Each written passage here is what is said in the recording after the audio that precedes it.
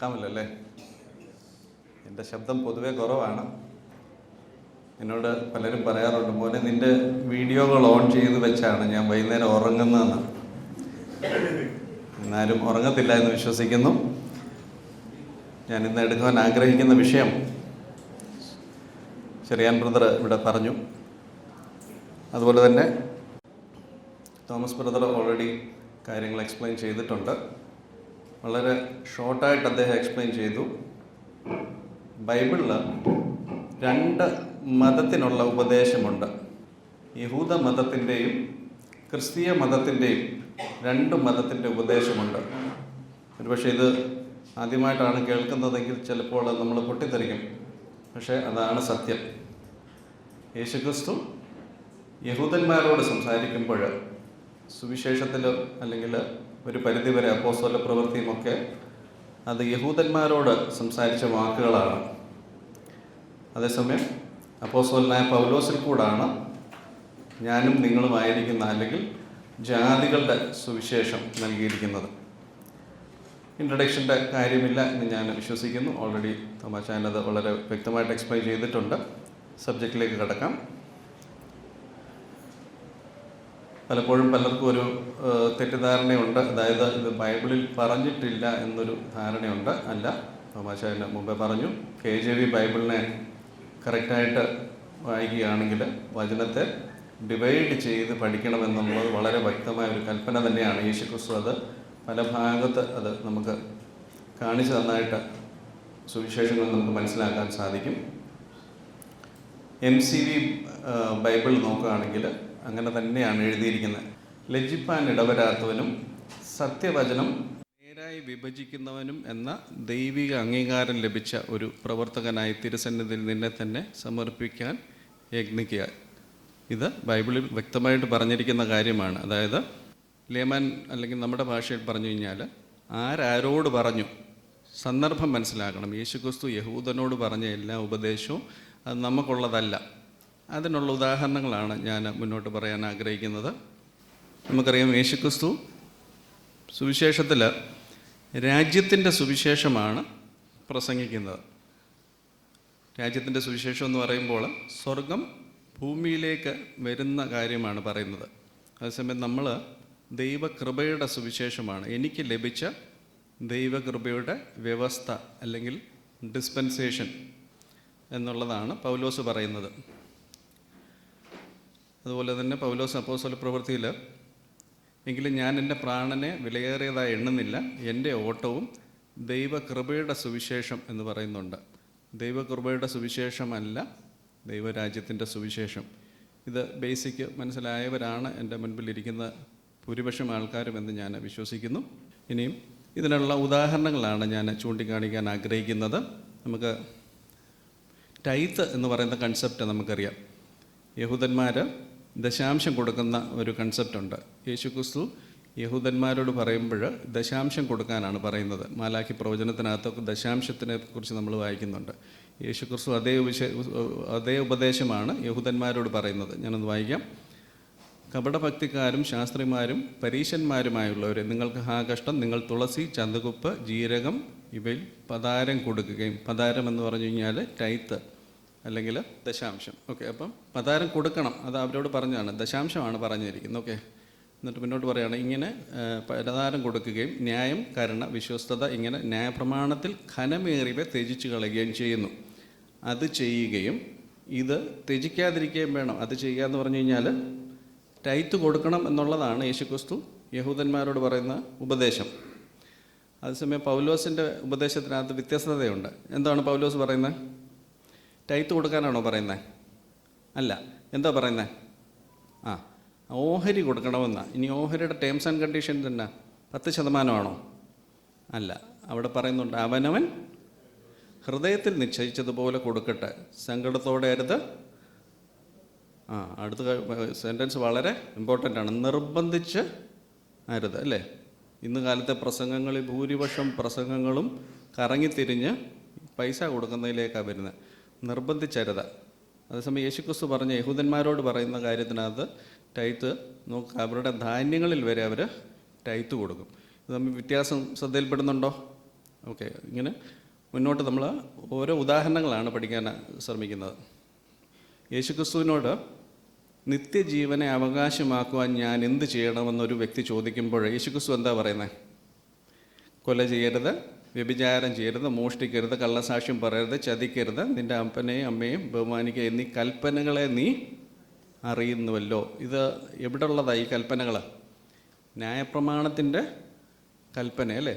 യേശുക്രിസ്തുവിനോട് ചോദിച്ച വ്യക്തിയോട് പറയത്തില്ലേ, എന്നിൽ വിശ്വസിച്ച് എൻ്റെ മരണപുനരുത്ഥാനത്തിൽ വിശ്വസിക്കുന്നവൻ രക്ഷിക്കപ്പെടുമെന്നാണോ യേശു പറഞ്ഞത്? അല്ല, ന്യായപ്രമാണത്തിൻ്റെ കൽപ്പനകളും പാലിക്കണം.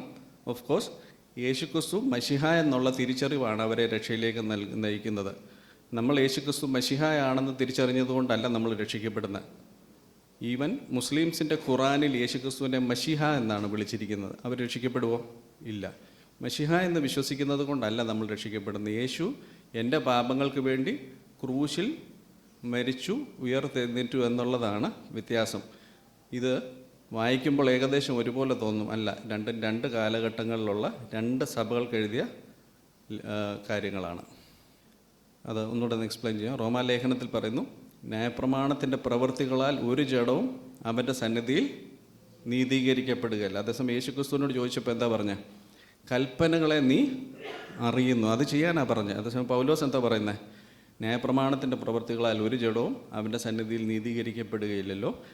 ന്യായപ്രമാണത്താൽ പാപത്തിൻ്റെ പരിജ്ഞാനം അത്ര വരുന്നത്. ഇപ്പോൾ ദൈവത്തിൻ്റെ നീതി വിശ്വസിക്കുന്ന എല്ലാവർക്കും യേശുക്രിസ്തുവിലെ വിശ്വാസത്താലുള്ള ദൈവനീതി തന്നെ ന്യായപ്രമാണം കൂടാതെ വെളിപ്പെട്ടിരിക്കുന്നു.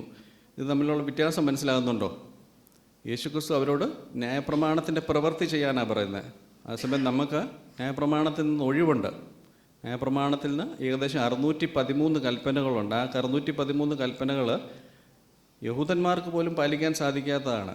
യേശുക്രിസ്തു ഒരാൾ മാത്രമാണ് ആ കൽപ്പനകൾ പാലിച്ച ഒരു വ്യക്തി.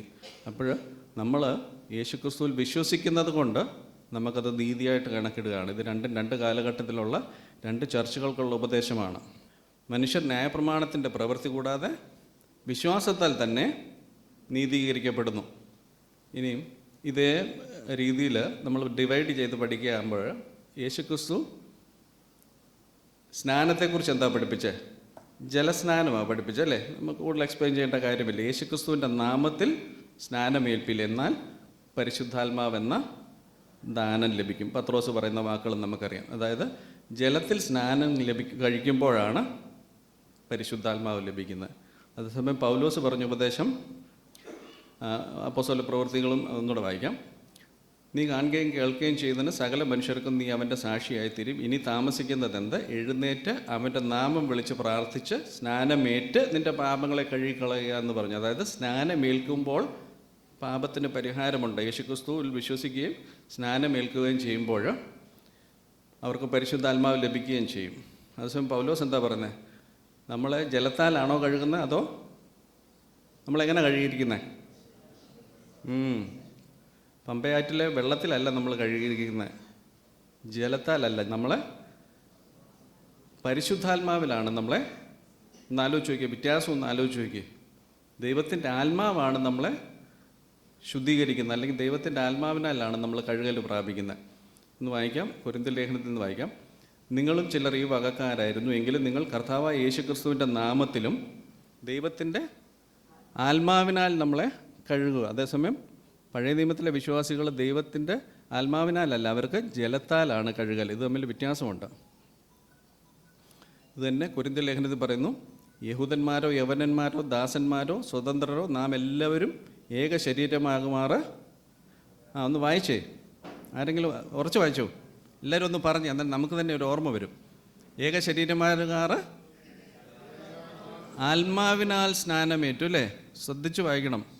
പരിശുദ്ധാത്മാവിനാൽ സ്നാനമേക്കുന്നതും ജലത്തിൽ സ്നാനമേക്കുന്നതുമായിട്ട് പകലും രാത്രിയും പോലുള്ള വ്യത്യാസമുണ്ട്. ഇതാണ് പൗലോസിൽ കൂടെ യേശുക്രിസ്തു നമുക്ക് തന്നിരിക്കുന്ന ഉപദേശം. ഇനി അതുപോലെ തന്നെ നമ്മൾ വചനത്താലും സ്നാനപ്പെടുത്തുന്നുണ്ട്. യേശുക്രിസ്തു പറഞ്ഞു, ഞാൻ നിങ്ങളോട് സംസാരിച്ചിരിക്കുന്ന ഈ വചനത്താൽ നിങ്ങൾ ശുദ്ധീകരിക്കപ്പെടുന്നു എന്ന് പറയുന്നുണ്ട്. നമുക്കറിയാം, വചനം നമ്മുടെ ഉള്ളിൽ ക്രിയ ചെയ്യുമ്പോൾ നമുക്ക് ശുദ്ധീകരണം വരും അല്ലേ? ഇംഗ്ലീഷിലൊന്ന് വായിച്ചേ, washing of water by the word. ദൈവവചനമാകുന്ന വെള്ളത്താൽ കഴുകൽ. മലയാളം പരിഭാഷയിലൊക്കെ ഒത്തിരി കറപ്ഷൻ നടന്നിട്ടുണ്ട്. അതുകൊണ്ടാണ് ദിവസങ്ങൾ മുമ്പേ പറഞ്ഞത്, നമ്മൾ KJV ബൈബിൾ ഉണ്ടെന്ന് പരിശോധിച്ച് നോക്കണം എന്താ കൃത്യമായിട്ട് എഴുതിയിരിക്കുന്നതെന്ന്. ഓക്കെ, അപ്പോൾ ഈ കൺസെപ്റ്റ് മുന്നോട്ട് നമുക്ക് അടുത്ത ഇതിലോട്ട് പോകാം. നമുക്കറിയാം, സുവിശേഷം പറയുമ്പോൾ യേശുക്രിസ്തു പറഞ്ഞു, ആരെങ്കിലും നിങ്ങളെ കൈക്കൊള്ളാതെയും നിങ്ങളുടെ വചനങ്ങളെ കേൾക്കാതെയും ഇരുന്നാൽ ആ വീടോ പട്ടണമോ വിട്ടുപോകുമ്പോൾ നിങ്ങളുടെ കാലിലെ എന്നിട്ട് നിങ്ങൾ എത്ര പേരാ പൊടി തട്ടിക്കളഞ്ഞു? ഞാനിതൊരു കണ്ടിട്ടില്ലല്ലോ. പൊടി തട്ടിക്കളയാറുണ്ടോ നിങ്ങളാരേലും? ഞാൻ ഷൂ ഇടുന്നതുകൊണ്ടായിരിക്കും അല്ലേ. എന്താ പൊടി തട്ടിക്കളയാത്ത? ഇത് യേശുക്രിസ്തുവിൻ്റെ കൽപ്പനയല്ലേ. ഒത്തിരി പേര് അവകാശപ്പെടുന്നത് ഞങ്ങൾ യേശുക്രിസ്തുവിൻ്റെ കൽപ്പന മുഴുവൻ അതുപോലെ പാലിക്കുന്നവരാന്ന് പറയുന്നുണ്ട്. പക്ഷേ ഇതൊന്നും എന്തുകൊണ്ടാണ് പാലിക്കാത്ത? എന്താ കാര്യം? യേശുക്രിസ്തു അത് ന്യായപ്രമാണത്തിന് കീഴിലുള്ളവരോട് എഴുതിയിരിക്കുന്നത് കൊണ്ടാണ്. നമ്മളിത് കൃത്യമായിട്ട് ഡിവൈഡ് ചെയ്യുന്നുണ്ട്. നമ്മൾ പോലും നമുക്കറിയാതെ ഇത് ഡിവൈഡ് ചെയ്യുന്നുണ്ട്. പക്ഷേ ഡിവൈഡ് ചെയ്ത് പഠിക്കുന്നത് തെറ്റാണെന്ന് അനേകർ പ്രചരിപ്പിക്കുകയാണ്. അല്ല, നമ്മൾ തന്നെ ഇത് ഡിവൈഡ് ചെയ്ത് പഠിക്കുന്നതുകൊണ്ടാണ് ഇത് ചെയ്യാത്തത്. നമ്മൾ ഈ ഒരു കാലഘട്ടത്തിലല്ല. നമുക്ക് ഒരാളോട് സുവിശേഷം പറഞ്ഞിട്ട് അവരത് എതിർക്കുകയാണെങ്കിൽ നമുക്ക് അവരോട് എന്താ തോന്നുന്നത്? ഒരു സഹതാപമല്ലേ തോന്നുന്നേ? എന്നാൽ നീ കർത്താവിൻ്റെ വരവിൽ ഞാൻ കാണിച്ചു തരാവിടാന്ന് പറഞ്ഞ് കാലിൽ പൊടി തട്ടുന്നവരാരെങ്കിലും ഉണ്ടോ? ഇല്ല. വളരെ ചുരുക്കം പേര് അങ്ങനെ ചെയ്യുന്നവർ കാണും. പക്ഷേ എൻ്റെ അറിവിലില്ല. അപ്പോൾ അതിൻ്റെ കാര്യം എന്നാ? പൗലോസ് നമ്മളോട് പറഞ്ഞിരിക്കുന്നത്, പൗലോസ് പറയുമ്പോൾ അത് തെറ്റിദ്ധരിക്കരുത്. പൗലോസിൻ്റെ സ്വന്തമായിട്ടുള്ള കാര്യമല്ല. യേശുക്രിസ്തു പൗലോസിൽ കൂടെ നമ്മളോട് സംസാരിച്ചു എന്നുള്ളതേ ഉള്ളൂ.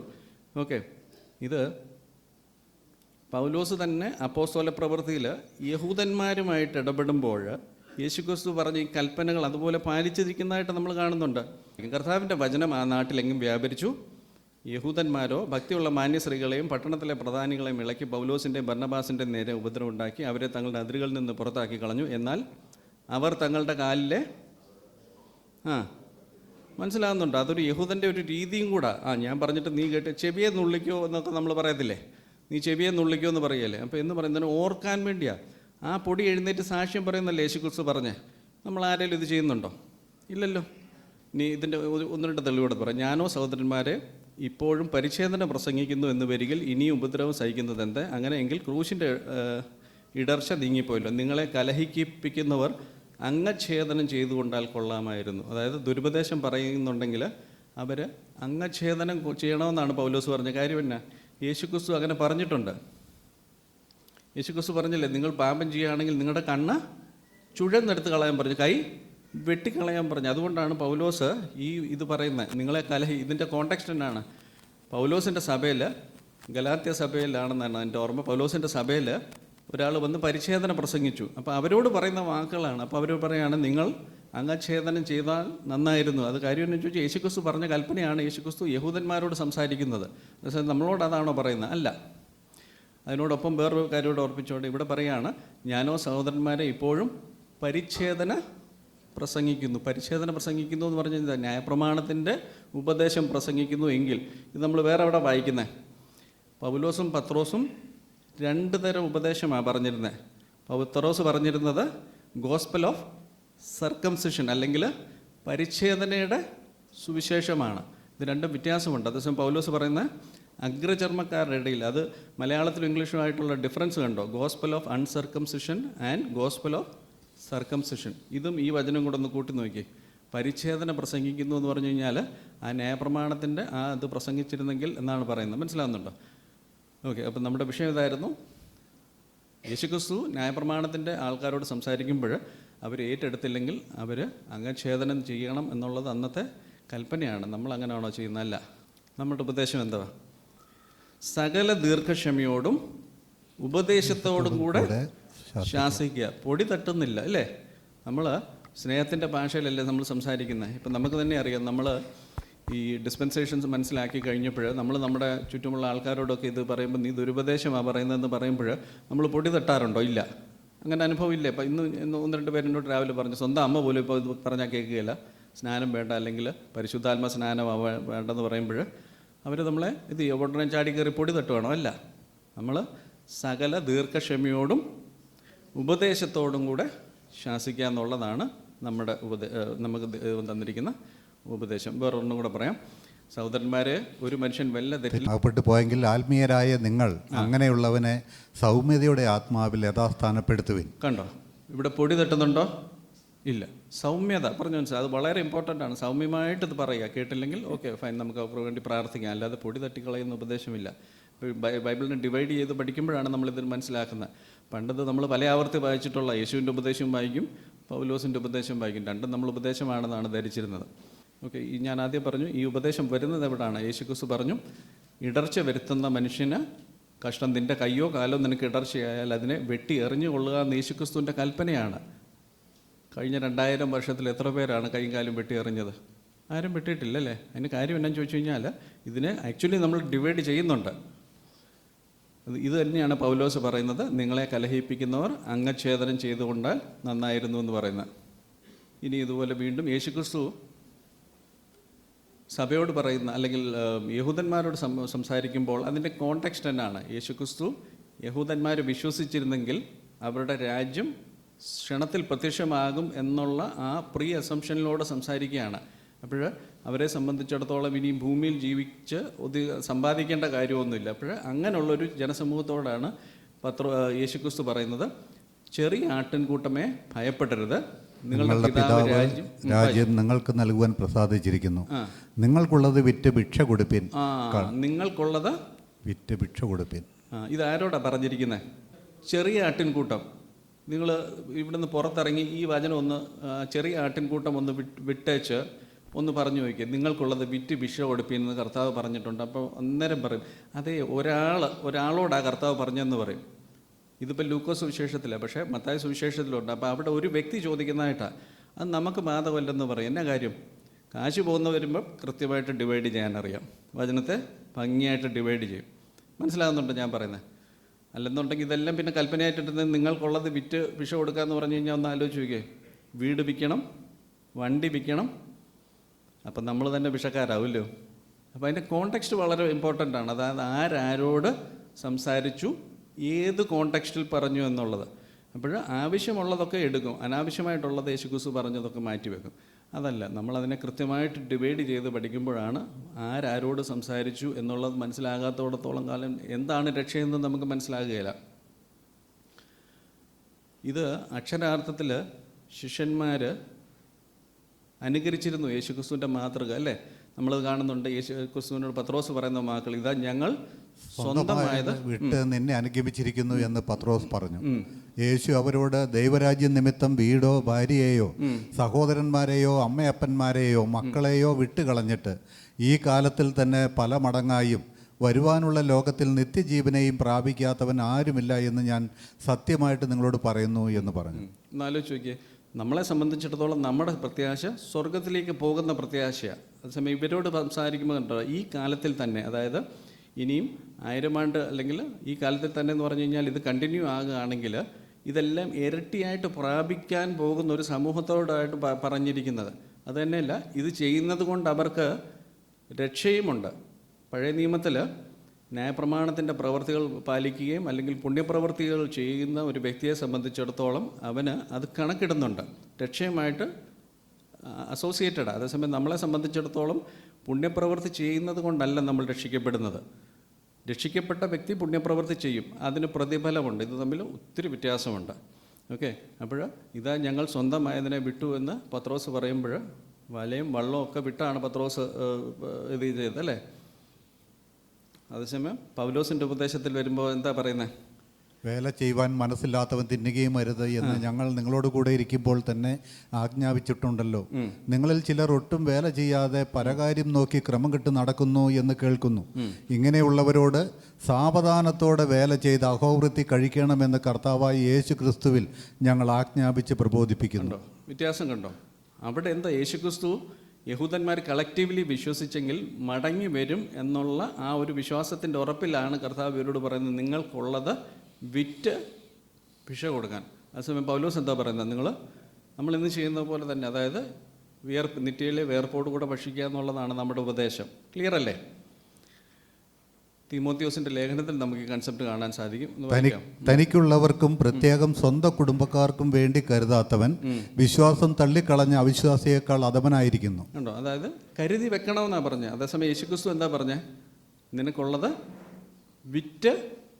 വിറ്റാ പോരാ, വിറ്റ് എവിടെ ഇട്ടാൽ പോരാ, വിറ്റ് എന്ത് ചെയ്യണം? ഭിക്ഷ കൊടുക്കണം. വിറ്റ് പള്ളി കൊടുത്താൽ പോരാ, മനസ്സിലായി? ഭിക്ഷ കൊടുക്കണം. അതേസമയം ഇവിടെ വെക്കുകയാണ്, ഇവിടെ പറയുകയാണ് തനിക്കുള്ളവർക്കും പ്രത്യേകം സ്വന്തം കുടുംബക്കാർക്കും വേണ്ടി കരുതാത്തവൻ വിശ്വാസം തള്ളിക്കളഞ്ഞ് അവിശ്വാസിയേക്കാൾ അധമനായിരിക്കുന്നു എന്നാണ് പറയുന്നത്. കോപിച്ചാൽ പാപം ചെയ്യാതിരിപ്പിൻ. സൂര്യൻ അസ്തമിക്കുവോളം നിങ്ങൾ കോപം വെച്ചുകൊണ്ടിരിക്കരുത്. പിശാചിന് ഇടം കൊടുക്കരുത്. കള്ളൻ ഇനി കക്കാതെ മുട്ടുള്ളവന് ദാനം ചെയ്യുവാൻ ഉണ്ടാകേണ്ടതിന് കൈകൊണ്ട് നല്ലത് പ്രവർത്തിച്ച് അധ്വാനിക്കുക അത്രേ വേണ്ടത്. മനസ്സിലാകുന്നുണ്ടോ? കേൾക്കുന്നവർക്ക് കൃപ ലഭിക്കേണ്ടതിന് ആവശ്യം പോലെ ആത്മീയ വർധനയ്ക്കായി നല്ല വാക്കല്ലാതാകാത്തതൊന്നും നിങ്ങളുടെ വായിൽ നിന്ന് പുറപ്പെടരുത്. ക്ലിയർ അല്ലേ? അതായത് നമ്മൾ നമ്മുടെ റെഗുലർ ഇന്ന് നമ്മൾ ചെയ്യുന്ന പോലെ തന്നെ നമുക്ക് ദൈവത്തിനെ അന്വേഷിക്കാനും അതുപോലെ നമുക്ക് ജോലി ചെയ്യാനും വളരെ വ്യക്തമായിട്ട് ബൈബിൾ പഠിപ്പിക്കുന്നുണ്ട്. അതേസമയം പഴയ നിയമത്തിൻ്റെ ഉപദേശം എന്താണ്? പഴയ നിയമത്തിൽ മശിഹ പ്രത്യക്ഷപ്പെടും എന്ന് വിശ്വസിക്കുന്നവരോട് ഇതെല്ലാം വിറ്റ് നിങ്ങൾ കാത്തിരിക്കാനാണ് പറയുന്നത്. പുഴുവും തുരുമ്പും കെടുക്കുകയും കള്ളന്മാർ തുരന്ന് മോഷ്ടിക്കുകയും ചെയ്യുന്ന ഈ ഭൂമിയിൽ നിങ്ങൾ നിക്ഷേപം സ്വരൂപിക്കരുത്. പുഴുവും തുരുമ്പും കെടുക്കാതെയും കള്ളന്മാർ തുരന്ന് മോഷ്ടിക്കാതെയും ഇരിക്കുന്ന സ്വർഗത്തിൽ നിക്ഷേപം സ്വരൂപിച്ചുകൊള്ളുവിൻ. മനസ്സിലാകുന്നുണ്ട്. അതായത് ഇനിയും ഇവിടെ നിക്ഷേപം വെച്ചിട്ട് കാര്യമില്ല എന്ന് ഉള്ള ആ കാലഘട്ടത്തിലുള്ളവരോടാണ് യേശുക്രിസ്തു ഇത് പറയുന്നത്. അതേസമയം പൗലോസ് എന്താ പറയുന്നത്? പൗലോസിൽ കൂടി യേശുക്രിസ്തു എന്താ പറയുന്നത്? മക്കൾ നിങ്ങൾ ഈ മൂന്നാം പ്രാവശ്യം നിങ്ങളുടെ അടുക്കൽ വരുവാൻ ഞാൻ ഒരുങ്ങിയിരിക്കുന്നു. നിങ്ങൾക്ക് ഭാരമായി തീരുകയുമില്ല. നിങ്ങൾക്കുള്ളതിനെ അല്ല, നിങ്ങളെ തന്നെ ഞാൻ അന്വേഷിക്കുന്നു. മക്കൾ അമ്മയപ്പന്മാർക്കല്ല, അമ്മയപ്പന്മാർ മക്കൾക്കായിട്ടല്ലോ ചരദിക്കേണ്ടത്. ചരദിക്കുക എന്ന് പറഞ്ഞു കഴിഞ്ഞാൽ കൂട്ടിവെക്കുക, മനസ്സിലായി? അതായത് നമ്മൾ എന്താണോ ഇന്ന് ചെയ്യുന്നത് അതാണ് ശരിയായിട്ടുള്ള ഉപദേശം. നമ്മൾ വചനത്തെ കൃത്യമായിട്ട് ഡിവൈഡ് ചെയ്തിട്ടാണ് പഠിപ്പിക്കുന്നത്. പക്ഷേ ഇത് എന്താ പറയുന്നത്, ഒന്നിച്ചിത് വായിച്ചു പോകുന്നതുകൊണ്ട് നമുക്ക് പലപ്പോഴും ഇത് മനസ്സിലാകുന്നില്ല. നമ്മൾ ഒരു അസംഷനിലാണ്, പ്രീ അസംഷനിലാണ്. അതായത് യേശുക്രിസ്തുവിൻ്റെ ശിഷ്യന്മാരാണ് നമ്മളെല്ലാവരും. യേശുക്രിസ്തു സംസാരിച്ചതെല്ലാം ശിഷ്യന്മാരോടാണ്. അതുകൊണ്ട് യേശുക്രിസ്തു സംസാരിച്ചതെല്ലാം നമുക്ക് ആപ്ലിക്കബിൾ ആണെന്നുള്ളൊരു മുൻവിധിയോടുകൂടി ഇതിനെ സമീപിക്കുമ്പോഴാണ് ഇവിടെ കുഴപ്പം വരുന്നത്. അതേസമയം ആരെങ്കിലും ഇതിനെ ഒന്ന് ക്രിട്ടിക്കലി ചോദ്യം ചെയ്ത് കഴിഞ്ഞാൽ പലപ്പോഴും പലർക്കും മറുപടിയില്ല. അപ്പോൾ നമ്മുടെ ഉപദേശം എന്ന് പറഞ്ഞു കഴിഞ്ഞാൽ മക്കൾ അമ്മയപ്പന്മാർക്കല്ല, അമ്മയപ്പന്മാർ മക്കൾക്കായിട്ടാണ് ചരദിച്ച് വെക്കേണ്ടത്. അതായത് അത്യാവശ്യം നമ്മൾ വേല ചെയ്ത് മക്കൾക്കുള്ള വീടോ ഒക്കെ ചെയ്യണം. അത് തെറ്റൊന്നുമല്ല. ബൈബിളിൽ അത് വളരെ വ്യക്തമായിട്ട് പൗലോസിലൂടെ യേശുക്രിസ്തു അത് പറയുന്നുണ്ട്. അതുപോലെ തന്നെ അടുത്തൊരു കൺസെപ്റ്റിലേക്ക് വരാം. അപ്പോസ്തല പ്രവൃത്തിയിൽ ഈ ന്യായപ്രമാണത്തിൻ്റെ ആ ഒരു ട്രാൻസിഷൻ പീരീഡിൽ കൊടുക്കുന്ന ഉപദേശമാണ് വിശ്വസിച്ചിരിക്കുന്ന ജാതികളെ സംബന്ധിച്ചോ അവർ വിഗ്രഹാർപ്പിതവും രക്തവും ശ്വാസം മുട്ടിച്ചത്തതും പരസംഗവും മാത്രം ഒഴിഞ്ഞിരിക്കണമെന്ന് വിധിച്ച് എഴുതി അയച്ചിട്ടുണ്ടല്ലോ. ഇതിൻ്റെ കോണ്ടെക്സ്റ്റ് ഇതാണ്. പൗലോസ് ഈ 12 ശിഷ്യന്മാരുടെ സഭയിൽ ചെന്നേച്ച് പൗലോസിൻ്റെ സുവിശേഷം, പൗലോസിന് ദൈവം വ്യത്യസ്തമായിട്ട് കൊടുത്ത സുവിശേഷം അവരെ പറഞ്ഞു കേൾപ്പിക്കുമ്പോൾ അവർ കൺവിൻസ് ആയിട്ട് അവർ ഒരു ഓർഡിനൻസ് പുറപ്പെടുവിക്കുകയാണ്. അതിനകത്ത് പറഞ്ഞിരിക്കുന്നതാണ് വിഗ്രഹാർപ്പിതവും രക്തവും ശ്വാസം മുട്ടിച്ചത്തതും പരസംഗവും മാത്രം ഒഴിഞ്ഞിരിക്കണമെന്ന് പറയുന്നുണ്ട്. അപ്പോൾ അവിടെയുണ്ട് വിഗ്രഹമുണ്ട്, വിഗ്രഹത്തിന് അർപ്പിച്ചത് എന്ന് പറയുന്നുണ്ട്. അത് പൗലോസ് എന്താ പറയുന്നത്? വിഗ്രഹാർപ്പിതങ്ങളെ തിന്നുന്നതിനെക്കുറിച്ചോ ലോകത്തിൽ വിഗ്രഹം ഏതുമില്ല എന്നും ഏക ദൈവമല്ലാതെ ദൈവമില്ല എന്നും നാം അറിയുന്നു. അതേസമയം പത്രോസ് എന്താ വിശ്വസിക്കുന്നത്? അതേസമയം യഹൂദന്മാരെ സംബന്ധിച്ചിടത്തോളം അവരിലെ ഏറ്റവും കൊടിയ പാപമാണ് വിഗ്രഹാരാധന. നമുക്ക് വിഗ്രഹം ആരാധിക്കാമെന്നല്ല. പൗലോസ് പറയുന്ന ഈ വിഗ്രഹവും അങ്ങനത്തെ പരിപാടിയൊക്കെ പഴയ നിയമത്തിലാണ്, അത് വരുവാനുള്ളതിൻ്റെ നിഴലാണ്. പുതിയ നിയമത്തിൽ വിഗ്രഹം എന്ന് പറയുന്നത് എന്താണ്? ബേസിക്കലി വിഗ്രഹം എന്ന് പറയുന്നത് പഴയ യോഹന്നാൻ്റെ ലേഖനത്തിലൊക്കെ നമ്മൾ കാണുന്നുണ്ട്, കുഞ്ഞുങ്ങളെ വിഗ്രഹങ്ങളോട് അകന്നു സൂക്ഷിച്ചുകൊള്ളുവിൻ പറയുന്നുണ്ട്. അതേസമയം പൗലോസ് എന്താ പറയുന്നത്? ലോകത്തിൽ വിഗ്രഹം ഏതുമില്ല എന്ന് പറയുന്നല്ലേ. നമ്മളെ സംബന്ധിച്ചിടത്തോളം വിഗ്രഹം എന്ന് പറയുന്നത് ഏതാണ്? വായിച്ചു. ദുർനടപ്പുകാരൻ, അശുദ്ധൻ, വിഗ്രഹാരാധിയായ ദ്രവ്യാഗ്രഹി. നിൽക്കട്ടെ, മനസ്സിലാകുന്നുണ്ടോ? സാക്ഷാൽ വിഗ്രഹം എന്ന് പറയുന്നത് ദൈവത്തിൽ ആശ്രയിക്കുന്നതിന് പകരം പണത്തിൽ ആശ്രയിക്കുന്നതിനാണ് വിഗ്രഹാരാധന എന്ന് പറയുന്നത്. അതേസമയം നമുക്കറിയാം പഴയ നിയമത്തിൽ കാണുന്നതെല്ലാം പുതിയ നിയമത്തിൽ അതിൻ്റെ പൊരുളാണല്ലേ. പഴയ നിയമത്തിൽ അവർ വിഗ്രഹത്തെ ആരാധിക്കുമ്പോൾ നമ്മളാരും വിഗ്രഹം ഉണ്ടാക്കും ആരാധിക്കൊന്നുമില്ല ചെയ്യില്ലെന്നൊക്കെ പലരും വീമ്പളക്കാറുണ്ട്. പക്ഷേ അവർ തികച്ച ദ്രവ്യാഗ്രഹമുള്ളവരാണ് ഭൂരിപക്ഷം ആൾക്കാരും. അവർ എങ്ങനെയും യേശുക്രിസ്തുവിനെ പിടിച്ച് 4 കാശുണ്ടാക്കാൻ വേണ്ടി ഇറങ്ങിയവരാണ്. ഇതാണ് വിഗ്രഹാരാധന.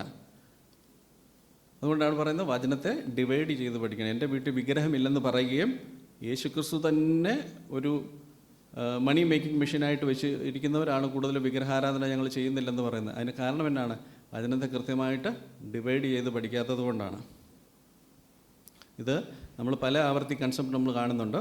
കൊലോസ്യ ലേഖനത്തിൽ വായിക്കാം. ആകയാൽ ദുർനടപ്പ്, അശുദ്ധി, അതിരാഗം, ദുർമോഹം, വിഗ്രഹാരാധനയായ ദ്രവ്യാഗ്രഹം, ഇങ്ങനെ ഭൂമിയിലുള്ള നിങ്ങളുടെ അവയവങ്ങളെ മരിപ്പിപ്പിൻ. മനസ്സിലാകുന്നുണ്ടോ? അതായത് പത്രോസും യാക്കോബും യേശുക്രിസ്തുവും ഒക്കെ വിഗ്രഹാരാധന നിശിതമായിട്ട് എതിർക്കുകയും വിഗ്രഹത്തോട് അകന്ന് സൂക്ഷിച്ചു കൊള്ളുവാൻ പറയുമ്പോഴും പൗലോസ് പറയുന്നത് എന്താ? വിഗ്രഹം ഏതുമില്ല.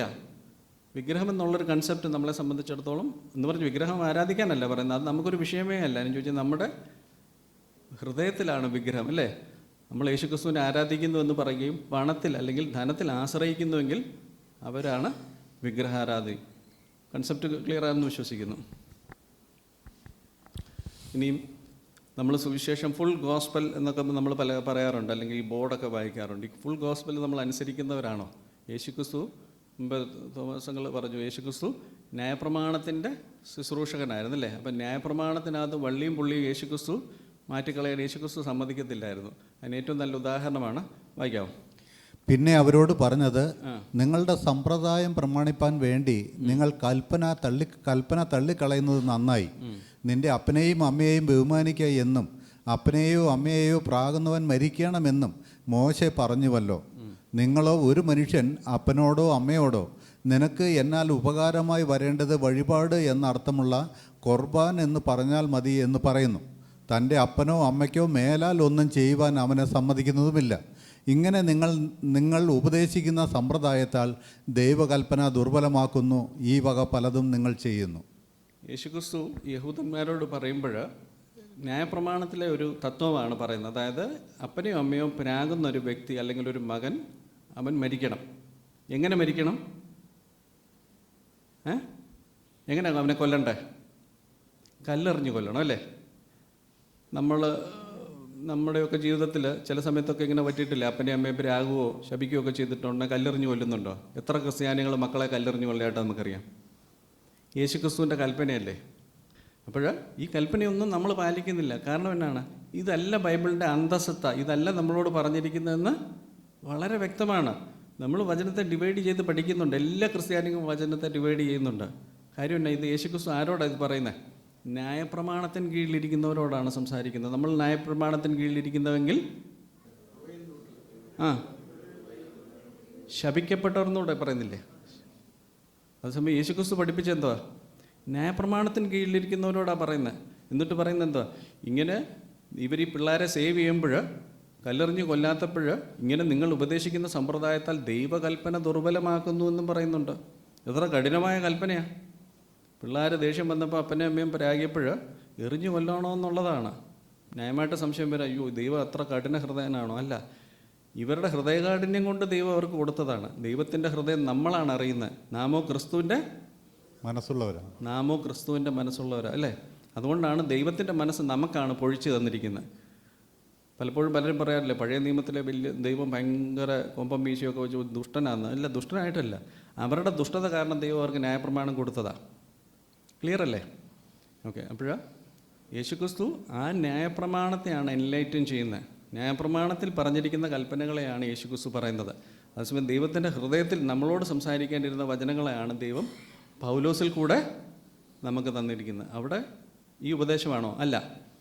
എന്താ ഒന്ന് വായിച്ചേ.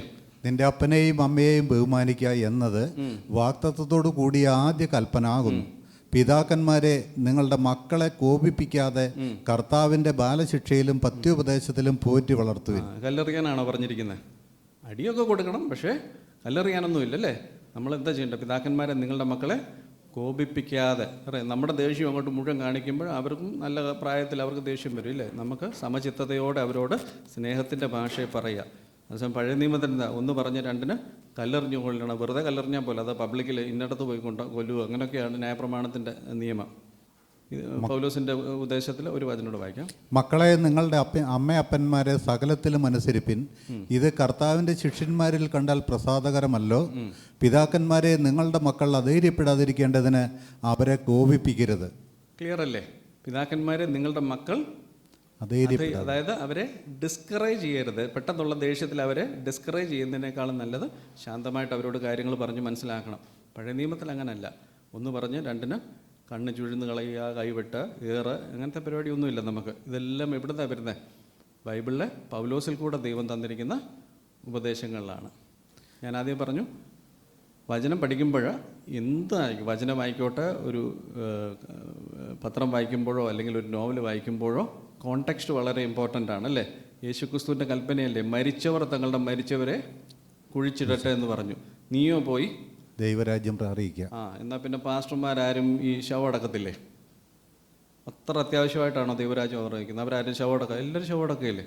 അപ്പോഴതിൻ്റെ കോണ്ടെക്സ്റ്റ് വളരെ ഇമ്പോർട്ടൻ്റ് ആണ്. അതായത് ആ പ്രയോറിറ്റി വളരെ ഇമ്പോർട്ടൻ്റ് ആണ്. അതായത് അവിടെ പറയുന്നത് എന്താ, ദൈവരാജ്യം അതുപോലെ നിയറസ്റ്റ് ഇതിൽ നിൽക്കുന്നത് കൊണ്ട് പ്രയോറിറ്റി. ഇവിടെ കുഴിച്ചിടുക എന്ന് പറയുന്ന അക്ഷരാർത്ഥത്തിലുള്ള ശവടക്കം എന്നെക്കുറിച്ച് അല്ലെന്നാണ് ഞാൻ മനസ്സിലാക്കുന്നത്. യഹൂദന്മാരെ സംബന്ധിച്ചിടത്തോളം നമ്മൾ ഈ അപ്പോസ്തലിക സഭകളിലൊക്കെ 40 എന്ന് പറയുന്നൊരു ചടങ്ങില്ല, അങ്ങനെ എന്തോ ഒരു കാര്യമാണ്, ഒരു വർഷം കഴിഞ്ഞിട്ട് അവരുടെ അസ്ഥികൾ എടുത്ത് ഇത് ചെയ്യുന്നത്. അപ്പോൾ ആ ഒരു കാര്യത്തെക്കുറിച്ചാണ്. അല്ലാതെ അപ്പൻ മരിച്ച് കിടക്കുമ്പോൾ മോൻ ഏതായാലും യേശുക്രിസ്തുവിൻ്റെ പ്രസംഗം കേൾക്കാൻ വരുമല്ലോ. അപ്പോൾ അതിൻ്റെ കോണ്ടെക്സ്റ്റ് വളരെ ഇമ്പോർട്ടൻ്റ് ആണ്.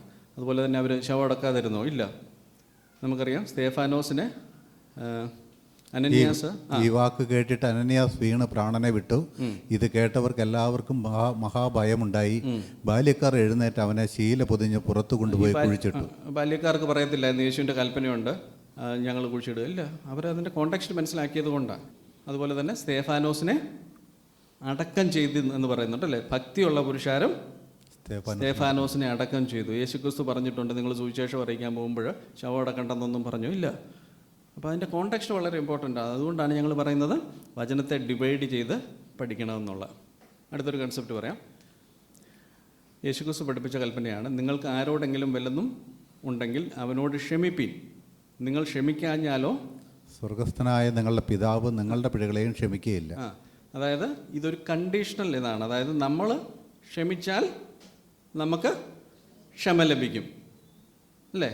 നമ്മൾ സ്വർഗസ്വനായ പിതാവ് എന്നുള്ള ആ പ്രാർത്ഥനയ്ക്കകത്തുമില്ലേ, ഞങ്ങളുടെ കടക്കാരോട് ഞങ്ങൾ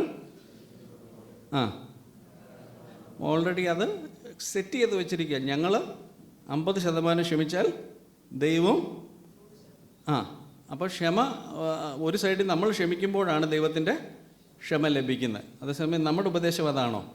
അല്ല.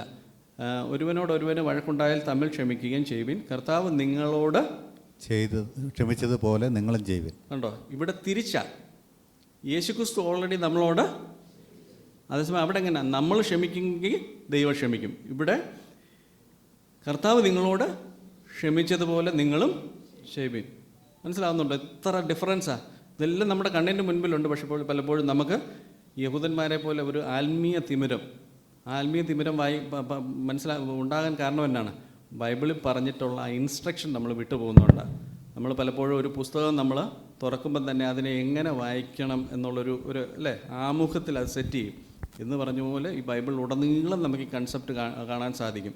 അതായത് കോണ്ടെക്സ്റ്റ്, യഹൂദനോട് എന്ത് സംസാരിച്ചു, ബോഡി ഓഫ് ക്രൈസ്റ്റിനോട് എന്ത് സംസാരിച്ചു, ആരോട് ഏത് സന്ദർഭത്തിൽ പറഞ്ഞു എന്നുള്ളത് മനസ്സിലാകാത്തിടത്തോളം കാലം ബൈബിളിനെ അതിൻ്റെ ടോട്ടാലിറ്റി നമുക്ക് പഠിക്കാൻ സാധിക്കുകയില്ല.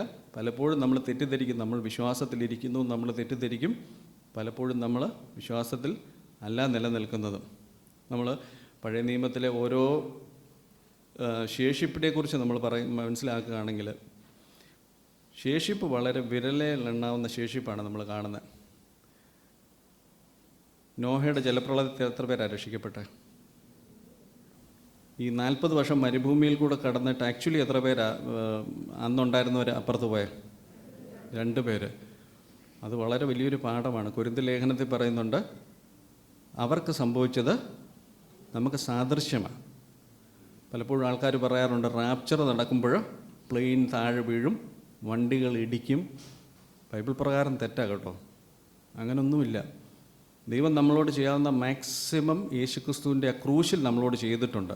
നമ്മളത് അനുസരിക്കുന്നവരോട് മാത്രമേ, അല്ലെങ്കിൽ ആ കൽപ്പന പ്രമാണിച്ച് വചനത്തെ ഡിവൈഡ് ചെയ്ത് ഈ കാലഘട്ടത്തിൽ നമ്മൾ എന്താണ് വിശ്വസിക്കേണ്ടത്, രക്ഷയ്ക്ക് വേണ്ടി എന്ത് ചെയ്യണമെന്ന് നമ്മൾ അറിയാതെ അവിയൽ പരുവത്തിലാക്കിയാൽ ആ കൊരിന്ത്യർ ലേഖനത്തിൽ പറഞ്ഞിരിക്കുന്ന അത് നമുക്കും ആപ്ലിക്കബിളാകും. അതുകൊണ്ടാണ് എപ്പോഴും പറയുന്ന വചനത്തെ ഡിവൈഡ് ചെയ്ത് പഠിച്ചില്ലെങ്കിൽ അവിയൽ പരുവത്തിലാകും.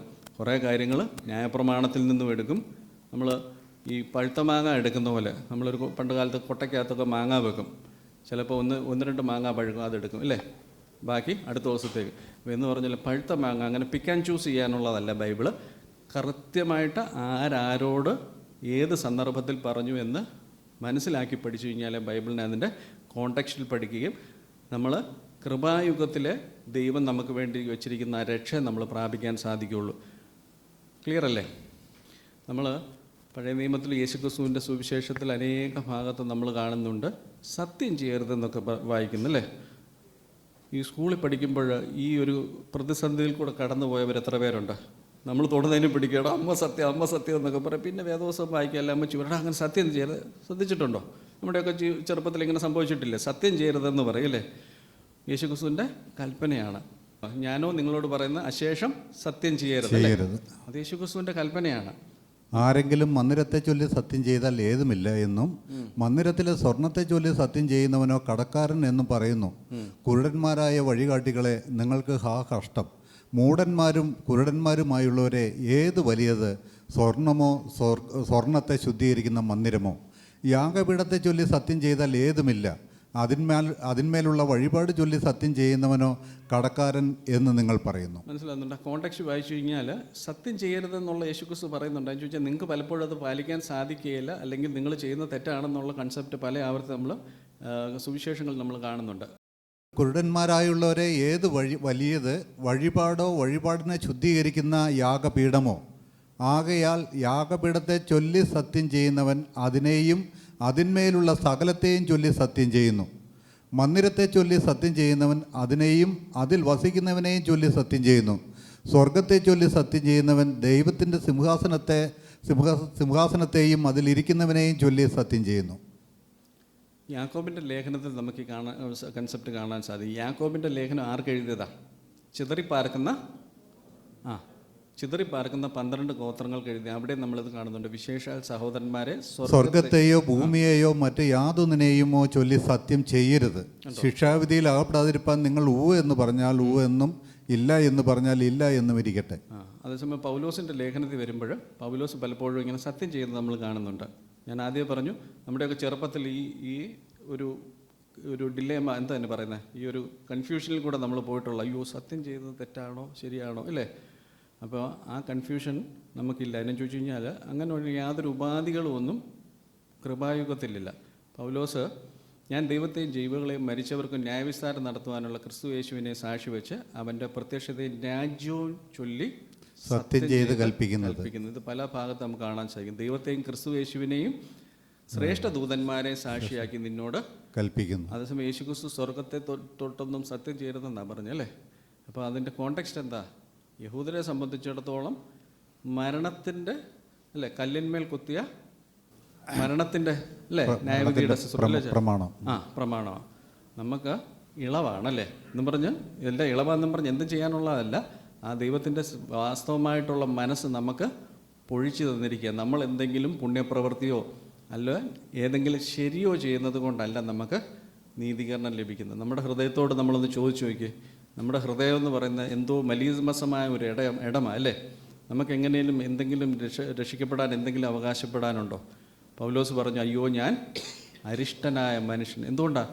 എൻ്റെ എനിക്കറിയാം, മനസ്സിലായി, ഞാൻ പുണ്യവാളനായിരിക്കും. ഞാൻ പെർഫ്യൂമൊക്കെ അടിച്ച് നല്ല പാൻറ് ഷർട്ടും ഒക്കെ ഇവിടെ വന്ന് നിൽക്കുമ്പോൾ നിങ്ങളുടെ മുൻപിൽ നല്ല അല്ലേ, നല്ല സൗമ്യമായിട്ട് സംസാരിക്കുന്നു. പക്ഷേ എൻ്റെ ഹൃദയത്തിലോട്ട് നോക്കുമ്പോൾ എനിക്കറിയാം ഐ കനോട്ട് ലീവ് എവറിത്തിങ്. എന്ന് ചോദിച്ചു കഴിഞ്ഞാൽ മനുഷ്യൻ ദുർബലനായ മനുഷ്യൻ അല്ലേ. അതുകൊണ്ടാണ് പൗലോസ് പറയുന്നത്, അയ്യോ ഞാൻ അരിഷ്ടനായ മനുഷ്യൻ. അപ്പോൾ ഒന്ന് ആലോചിച്ച് നോക്കി, ഈ അരിഷ്ടനായ മനുഷ്യനെ ദൈവം രക്ഷിക്കാൻ വേണ്ടി ദൈവം തന്നിരിക്കുന്നത് യേശുക്രിസ്തുവിലുള്ള വിശ്വാസത്താലുള്ള നീതീകരണമാണ്.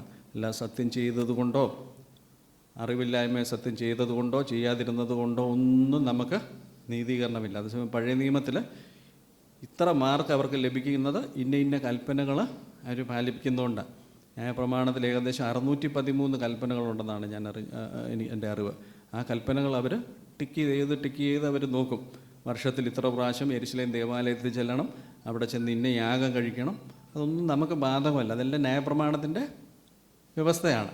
നിങ്ങൾ ന്യായപ്രമാണത്തിന് കീഴിലിരിക്കുന്നവരെങ്കിൽ ശപിക്കപ്പെട്ടവർ എന്നാണ് പൗലോസിൻ്റെ ലേഖനത്തിൽ നമ്മൾ വായിക്കുന്നത്. ഇനി നമുക്ക് വളരെ പ്രായോഗിക ജീവിതത്തിൽ വരുന്ന ഇത് ഞാൻ പറയാം. നമുക്കറിയാം, ഇയ്യോബിൻ്റെ പുസ്തകത്തിലൊക്കെ നമ്മൾ ഇയ്യോബ് പറയുന്നുണ്ട്, ഞാൻ എൻ്റെ കണ്ണുമായി ഒരു നിയമം ചെയ്തു, പിന്നെ ഞാനൊരു കന്യകയെ നോക്കുന്നത് എങ്ങനെയെന്ന് പറയുന്നുണ്ട്. ഈ കൺസെപ്റ്റ് ഉൽപ്പത്തി പുസ്തകം നമ്മൾ കാണുന്നുണ്ട്. അതായത് പൊത്തിഫോറിൻ്റെ ഭവനത്തിൽ ജോസഫ് എങ്ങനെ അവളുടെ കയ്യിൽ വിട്ടേച്ച് പുറത്തേക്ക് ഓടിക്കളഞ്ഞായിട്ട് നമ്മൾ കാണുന്നുണ്ട്. അതായത് പഴയ നിയമത്തിലെ കൺസെപ്റ്റ് അനുസരിച്ച് സ്ത്രീ, ഇപ്പം മുസ്ലിംസൊക്കെ കാണുന്നില്ല, അവരെന്തുകൊണ്ടാണ് ഈ പർദ്ദ ധരിച്ച് നടക്കുന്നത്? അതായത് പുരുഷന്മാർക്ക് അങ്ങനെ പ്രലോഭനം ഉണ്ടാകാതിരിക്കാൻ വേണ്ടി അല്ലേ. അപ്പോൾ അവരെന്താ ചെയ്യുന്നത്? അവരുടെ സ്വന്തം ശക്തി കൊണ്ട്, അവരുടെ ആ മനോബലം കൊണ്ട് സ്വയം നിയന്ത്രിക്കുകയാണ് ചെയ്യുന്നത് അല്ലേ. ഈ മനോബലം കൊണ്ട് സ്ത്രീയെ നോക്കാതിരിക്കാൻ ക്രിസ്ത്യാനികൾക്ക് മാത്രമേ സാധിക്കുകയുള്ളൂ? അല്ല, ഇല്ലേ. നല്ല രീതിയിൽ താമസിക്കുന്ന ഹിന്ദുക്കളില്ലേ, സ്ത്രീകളെ നോക്കാതെ താമസിക്കാൻ സാധിക്കുന്ന മുസ്ലിംസ് ഇല്ലേ. അപ്പോൾ അതെന്താ അവർ ചെയ്യുന്നത്? അവർ തന്നെ ആ മനോബലം ക്രിയേറ്റ് ചെയ്യുക അല്ലേ. അപ്പോൾ ആ പഴയ നിയമത്തിലെ കൺസെപ്റ്റ് എന്താ? അതായത് നിൻ്റെ മനോബലം കൊണ്ട് ഇങ്ങനെയുള്ള വിഷയത്തിൽ നിന്ന് ഒഴിഞ്ഞു നിൽക്കുക എന്നുള്ളതാണ്.